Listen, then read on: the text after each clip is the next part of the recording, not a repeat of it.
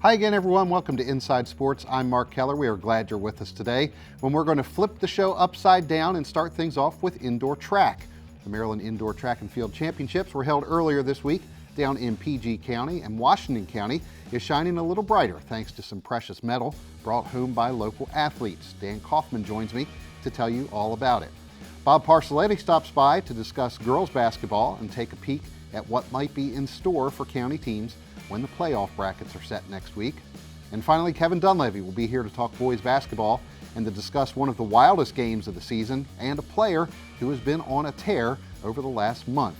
I have all of that and more, and Dan Kaufman starts us off when Inside Sports returns right after this.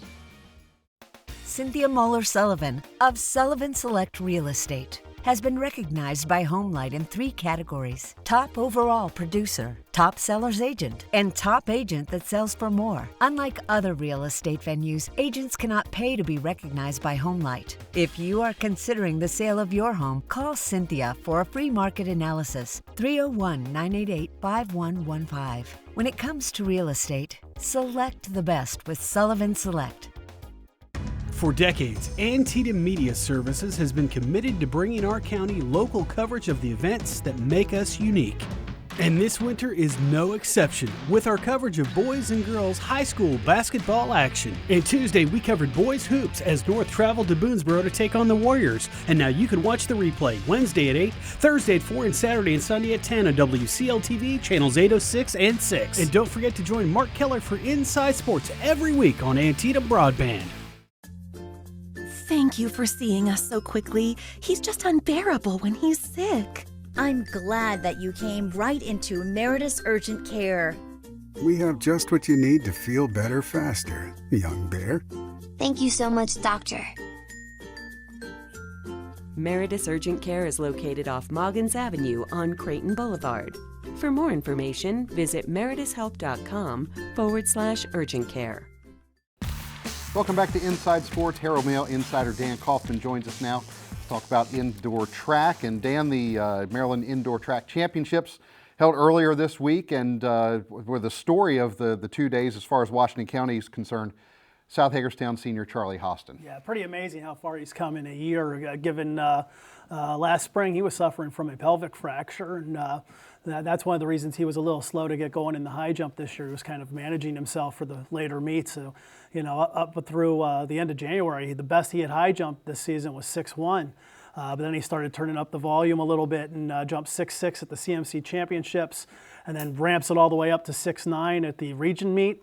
And then on Tuesday night, he has one jump, and it's either gold or silver, depending on if he clears 6'8". And he cleared it and let out a primal yell, and you can understand why with the excitement, getting over it. Didn't even touch the bar at all, no wobble or anything. Lets out that yell, and he's a champ. And, looked pretty good in his efforts at 6'10", too. But given where he's come from health-wise, pretty remarkable last month of the season here. Yeah, quite a month for Charlie Hostin. Congratulations to him on the gold. He was the only athlete from Washington County to win gold in the 3A meet, but some others that did pretty well from Washington County. And start with North Hagerstown senior Cozy Naquanta. Yeah, really solid third place showing with a personal record throw, 37 feet 6 inches and change. She was definitely excited about that throw and pretty happy to get third there. It's pretty tough competition. And she's really excited to get to outdoors and see what she can do now. She was, she was in the 34-foot range early in the indoor season, so getting it back up to that 37-foot range has her pretty confident heading into outdoors. And then in the girls' high jump, had Brianna Smith from North Hagerstown and Sadie Leisinger from South Hagerstown actually in a 4-way tie for third place. Yes, both clearing 5 feet, and I think they're both pretty happy with that. I think it was one of those cases where they both jumped to 5 feet or 5'1" this season. And so I think anything under 5 feet, they would have been a little disappointed, but getting that 5-foot mark in, I think they're both happy, especially Leisinger, who's been struggling with a bit of a foot injury. I know she was definitely pleased. And Bree Smith darn near cleared 5'2". She missed it by a whisker. I saw that jump. So, but yeah, they're both very pleased with their performance. And then one of the stories that we talked about beforehand that didn't really develop was that showdown in the 55 meters with the two South Hagerstown runners and one from North Hagerstown. Didn't really turn out the way we thought. No, tough day. Khalil Booker was struggling with a bit of a hamstring pull that he'd suffered at the region meet. meet, and so didn't just miss the qualifying by 1 spot for the final. Devin Napier also wasn't at his best and missed the final. Prince Proctor qualified third with a decent run, but he false started in the final, and unfortunately, if you false start in the final, you're DQ'd from the entire event, so he didn't even get 8th place. I think that's not a rule that I'm a particularly big fan of. I think if you've qualified for the final, you should at least get that 8th place, but that's not the way the rule is, and so just a tough break for him too. So that was one of the surprises that we wound up not having anybody running for that gold. It was going to be a tough field, and I think the kid that won it was 6.36, so it was going to be very tough to get gold anyway, but certainly did not play out the way I thought it would.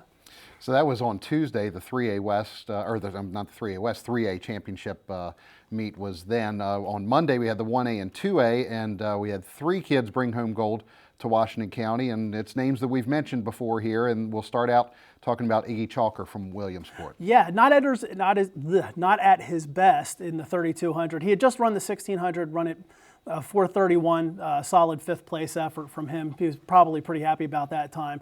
Was a little slower in the 3200 than he wanted to be. He said it could have been caused by some diet issue or whatever, something along those lines. Who knows? Sometimes you have good days as a distance runner. Sometimes you have not so great days. But he's such a grinder. He still controlled that race pretty much from start to finish. Was looking over his shoulder because he was worried, knowing he wasn't at his 100% best, but had enough to. Still broke the 10-minute mark, still was 9:50 something, and solid run. And when you're not at your best and you still win state gold, you can live with that. Well, and that's kind of a recurring theme here, I think, with the next 2 that we're going to be talking about as well. Cameron Rajanis, the freshman from Smithsburg, also not at his best, but still brought home gold. It was interesting. He said he didn't feel at his best, but he ran 2 personal record times. See, in the 500 earlier in the meet, and he won the gold in the 800, but in the 500, he looked pretty good in finishing 3rd place in that event. I think he broke 1:10 in that event for the first time. So he looked pretty good there. Then in the 800, again, ran a 2:06, a state championship winning time. And it wasn't necessarily so much that the time was super fast, but he ran a very smart race. Mentally, he didn't get impatient when he got past with about 250 meters left.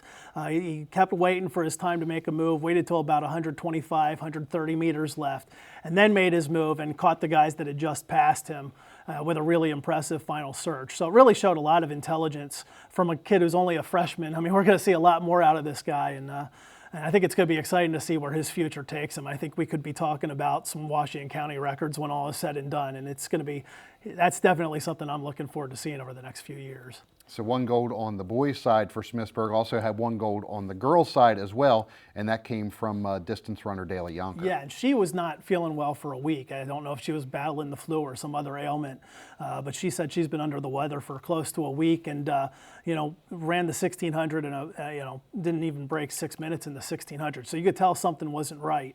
Again, like Rajanis, she ran a very smart race in the 3200. She conserved a little bit of energy, let some girls set the pace early, and then came back to them late and was able the last 4 or 5 laps to really push the tempo. She had saved enough energy that she could decisively win that race.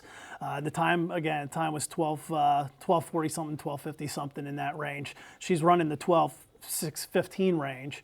But again, it's at that point, it's more about who you're running against and what do you have to do to beat them. And she ran a perfect race in order to get that gold, and that's a credit to her when she wasn't feeling 100%. And real quick, as we wrap up here, no team titles for Washington County, but Smithsburg teams both did quite well. Smithsburg girls finishing 3rd and the boys finishing 5th. Yeah, I think that's a very solid overall effort by them. I don't think they necessarily thought they were ever going to win a state championship, just not quite enough depth in that regard. But all their kids showed up and either met or exceeded their expectations as far as their placements. And that's a team they were really happy with what they did at the region meet, and I think they're going to be pretty happy with what they did at states as well. Okay, that wraps it up for indoor track season here on Inside Sports. Dan, thanks for being with us all season long. Thank you very much. And stay with us. We'll have Bob Parcelletti up next to talk girls basketball on Inside Sports. Hello, my name is Jim Gross, and I'm very involved in our local sports community, as you may have seen me on the volleyball court, the wrestling mat, or the softball field officiating sports. I'm also the broker and owner of Absolute Real Estate, as I've been making it easy for over 20 years in Washington County for people to buy and sell homes. Call me, Jim Gross, at 301-788-7888 for absolutely the best in savings and service, and ask me about my sports organization donation program. For decades, Antietam Media Services has been committed to bringing our county local coverage of the events that make us unique. And this winter is no exception with our coverage of boys and girls high school basketball action. And Tuesday, we covered boys hoops as North traveled to Boonesboro to take on the Warriors. And now you can watch the replay Wednesday at 8, Thursday at 4, and Saturday and Sunday at 10 on WCL-TV, channels 806 and 6. And don't forget to join Mark Keller for Inside Sports every week on Antietam Broadband. Access to high-speed internet is critical for school-aged children. Since 2014, Antietam Broadband and Washington County Public Schools have partnered to connect students and families in need with low-cost, high-speed internet service at home. Every child deserves an opportunity to succeed. Ask your child's teacher for more information on the Antietam EduNet program. A message from Washington County Public Schools and Antietam Broadband. Welcome back to Inside Sports. Let's talk basketball now. Bring in Herald Mail insider Bob Parcelletti with girls basketball discussion. Bob, let's talk about a couple teams we haven't mentioned a whole lot this year, and we'll start with the Boonesboro Warriors. And they've a team that's struggled within the league, the CMC Spire, or CMC Gambrels, I should say, but they've done pretty well outside of that league this year. Yeah, it's a different team. Coach Sam Conley has been trying to rebuild a little bit. He lost KK Rogers, who was basically his, they ran everything around her. I mean, she was instant offense, she facilitated, she passed the ball. And now after 4 years, they have to basically start over. And it was one of those deals where they had growing pains because they were trying to figure things out. And it looked like they, last week when they played Walkersville, it looked like that they started to come together a little bit more, I thought. So who's doing it without KK Rogers? It's kind of more of a team approach now that they're taking now. They don't have the singular shooter or so forth, but a couple components that are helping them out. It seems like this year that there's no take control player on there that, you know, winning teams have a lot of kids chipping in. And this is one of the cases where a lot of kids have to chip in for Boonesboro. They have the scoring part goes to Paige Smith, and she's got kind of an attitude to herself. She's kind of like fearless out there. She's not afraid to take a shot. She's very active. Then you have Josie Wells as the rebounder, and she goes after the boards and she works on the inside. And then Allie Leone has become the point guard, and it's kind of like all three of those things were things that Rogers did last year for them. And she was the one that kind of interested me because it's like they think of her as a consummate point guard because she's always worried about passing the ball and getting it to somebody else and not really looking to take control until she really has to or they need to. And against Walkersville, there were two plays in the last few minutes where she decided, well, I guess I got to do it. And she made the two plays that really, and one was a big steal underneath the basket and took it the distance and got fouled in the way to turn that game around, and they pulled out the win against Walkersville by a point. We'll talk a little bit more about Boonesboro here in a little bit. Let's go to the private school side, another team that's been a little bit under the radar this year, and that's Heritage Academy. Kind of quietly built a winning season here at 12-9 right now. That's kind of like the same story as Boonesboro. They lost one of their big guns, and Michaela Hoy. She really starred for 4 years, but played for 5 because she played starting in 8th grade. And she was with Chloe Prejean and a couple of the others that really could go out there, and they played a good game. And they were one of the better teams in the Mason-Dixon Christian Conference. And they've all gone, and now it comes down to trying to figure out what to go again, how to do it again. So it comes out with Chloe Gaylor and Liz Shank and Shelby Corbett that have come on to take over as the mainstays of the starting lineup. But Corbett and Gaylor were more of a rebounding types and just kind of scoring a couple of points a game in the old time. Now they have to take over a little bit. So this team now is one of those things where they revolve, and they have like 3 girls that average around 8 points a game, and they got a couple of people that cut in and fill in pretty well. But that's 32 points a game. And what happens is they kind of hang around, and Gaylor and Corbett still do their thing over there, add a few more points, but they still get the hard parts done. And Lindsay Hurst has come along. I've only seen her twice. And both times she's had shots in the game that really turned the game around for them. And she seems to be just kind of, she's not, aggressive. She just kind of floats and finds her spot, and she takes the shot, and she hits the shots that really turn things around. On Tuesday in the MDCC quarterfinals against New Life, she scores 24 points and 8 rebounds, and it was tied. She worked with Kendall Eckhart, and she had 8 points, and between the two of them, that's 32 of the 43 points they scored in the game. Yeah, so Heritage advances to the MDCC semifinals. They'll play that game against Shalom on Friday. Let's take a real quick look at the possible seedings for the MPSSAA tournament. Let's start in 3A West. Looking like we might see a North-South matchup in the first round of that 3A West bracket. Yeah, it looks like it. Frederick is on an 11-game winning streak, and they're the number 1 seed, probably hands down.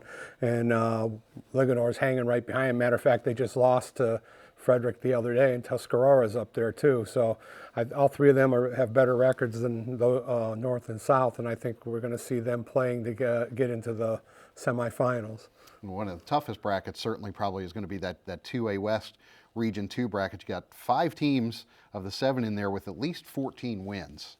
Yeah, and probably on the bottom end of that is Williamsport, who has 14 wins, but there's 4 teams that are ahead of them that have at least 15. I think they're going to be in a situation where they're going to be either the 4th or 5th seed, and all that's going to do is give them a home game in the first round if they reach the 4th. It looks like they might play Seneca Valley, and then you have Boonesboro, who's probably going to be around the 6th seed, and they're going to have to probably play Oakdale. And then finally, the 1A West Region 2 looks pretty much like it's going to be set up for a Catoctin-Smithsburg final there. Yeah, I mean, Hancock, Clear Spring, and Brunswick are all together, and they have no better than 6 or 7 wins between as the top there, and these other 2 are in double figures. So it looks like Catoctin will be the 1st seed, which means everybody's going to have to go through Thurmont to get to down the road. And Smithsburg, it looks like it'll be a Smithsburg Catoctin possibly in the final, and Smithsburg's going to have to beat them for the first time in 3 games this year. Okay, we'll have Bob back next week to talk about those brackets. Stay with us. Kevin Dunleavy's up next to talk boys basketball. Cynthia Moeller-Sullivan of Sullivan Select Real Estate has been recognized by Homelight in 3 categories: top overall producer, top seller's agent, and top agent that sells for more. Unlike other real estate venues, agents cannot pay to be recognized by Homelight. If you are considering the sale of your home, call Cynthia for a free market analysis, 301-988-5115. When it comes to real estate, select the best with Sullivan Select. Introducing Antietam Smart Wi-Fi, the ultimate home networking solution. Smart Wi-Fi expands your wireless network and can eliminate Wi-Fi dead zones. Adding Smart Wi-Fi access points creates a Wi-Fi blanket for all of your devices, so you get consistent wireless internet speeds anywhere in your house. So go ahead and browse, game, and stream video in any room. Make the most of your internet with Smart Wi-Fi from Antietam Broadband. Smart homes deserve smart Wi-Fi. Welcome back to Inside Sports. We go from girls basketball now to boys basketball. Herald Mail insider Kevin Dunleavy joins me. And Kevin, most times you think a team that has a 20-point lead in the 4th quarter, it's a pretty safe lead. Wasn't the case Tuesday night. South Hagerstown and Williamsport leading 43-23 against South Hagerstown, but didn't turn out that way for the Wildcats. Yeah, that was a shocking result. We were over at North, and North was under the impression that Williamsport won the game. They just figured that they heard they had a big lead, and unbelievably, South outscored them 34-8 in the fourth quarter. And talked to Ryan Grable today. He said everything was going well according to plan. Defensive game plan was being run to a T, and then everything fell apart. They even started well in the fourth quarter, made a few shots, and then everything fell apart with a zone press that South put on, and they can do that well because they've got a lot of quickness, and they've got Timmy Hampton in the back who can block shots. He blocked 5 of them last night.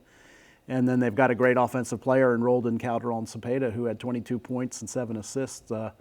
So it was quite a shocking result, but it was a continuation of what's happened with both of those teams. Williamsport is really reeling now with Lincoln Ball out. They've lost 3 of their last 4, and South has won 9 of their last 10. Yeah, we talked a little bit about South Hagerstown a few weeks ago, how they looked like they were kind of starting to hit their stride, but maybe didn't quite expect this kind of run. Like you said, 9 out of 10 for them. Yeah, Chad, going into the fourth quarter, he put on a whiteboard 2 words, heart and guts, and he said that's what we need to win. And he was not giving himself enough credit because some of the defensive changes that they made really played a big part in that win. But they're on a roll right now, and they're in a region where they could win the whole thing because Linganore has a great record. They're 18-3, but that's not a team that can match up real well with South. South's a lot quicker. Linganore's more veteran and has a lot of and plays very well patterned, disciplined basketball. But that would be a nice matchup if it happens. Well, let's talk about Williamsport. And to your point, this game sort of a sign of which way both of these teams are going right now, and Williamsport really struggling after the loss of Lincoln Ball, and it's results that teams that they've beat the first part of the season now they're losing to, and it's really a big difference in the outcomes of those as well. Yeah, 3 of the last 4 games are losses to teams that they beat earlier. Yeah, there was a 44-point swing in the Boonesboro game. They had beaten them by a big margin with of course Lincoln Ball, and now without him, 44-point was the difference, and then against Oakdale, 33-point was the swing, and then South, of course, with the collapse afterwards. After the game, Ryan Grable said they played scared and they ran away from the ball at the end, stuff that you just don't associate with Williamsport because the backcourt now is really struggling without Lincoln. Let's talk about North Hagerstown, a game you mentioned that you were at, and a game that we did here on Antietam Broadband as well. North Hagerstown beating Boonesboro 77-59.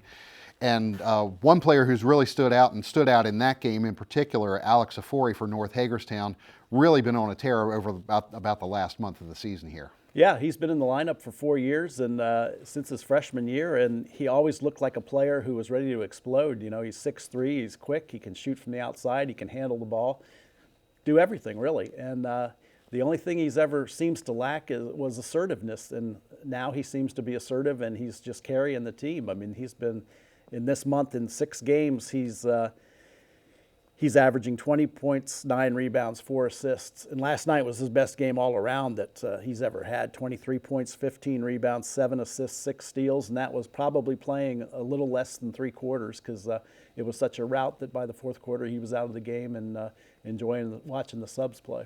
Yeah, he had 14 of the first 20 points in that game for North Hagerstown, and really kind of set the tone. 54 points in the first half for North Hagerstown, and the Hubs looked like they were on a pace for 100 points, and Coach Kevin Hartman sort of let off the gas a little bit in the second half. Yeah, definitely.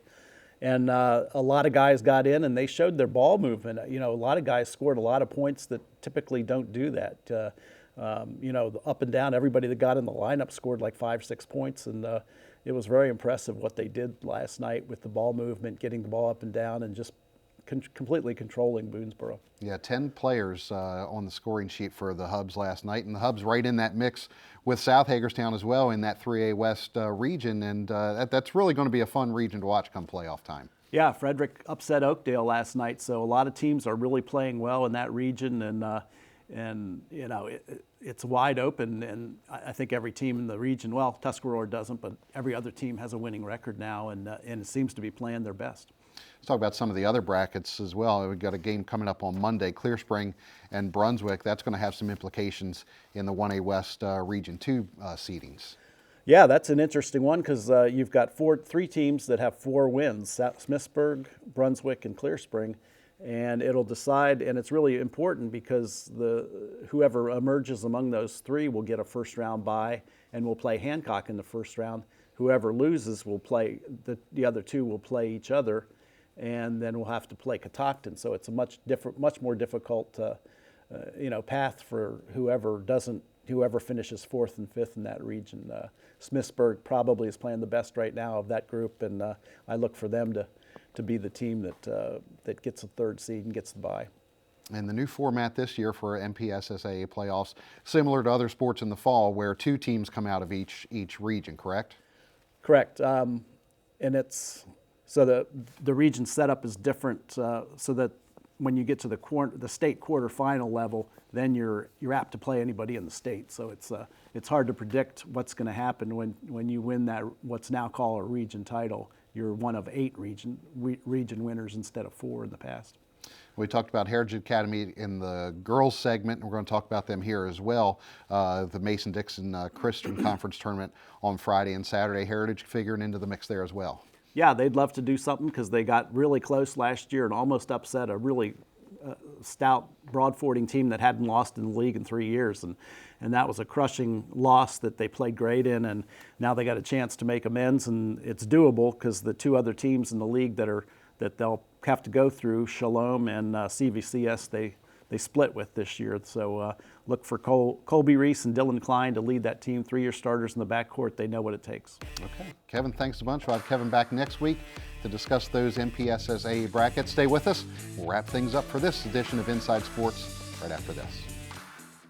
Introducing Antietam Smart Wi-Fi, the ultimate home networking solution. Smart Wi-Fi expands your wireless network and can eliminate Wi-Fi dead zones. Adding Smart Wi-Fi access points creates a Wi-Fi blanket for all of your devices, so you get consistent wireless internet speeds anywhere in your house. So go ahead and browse, game, and stream video in any room.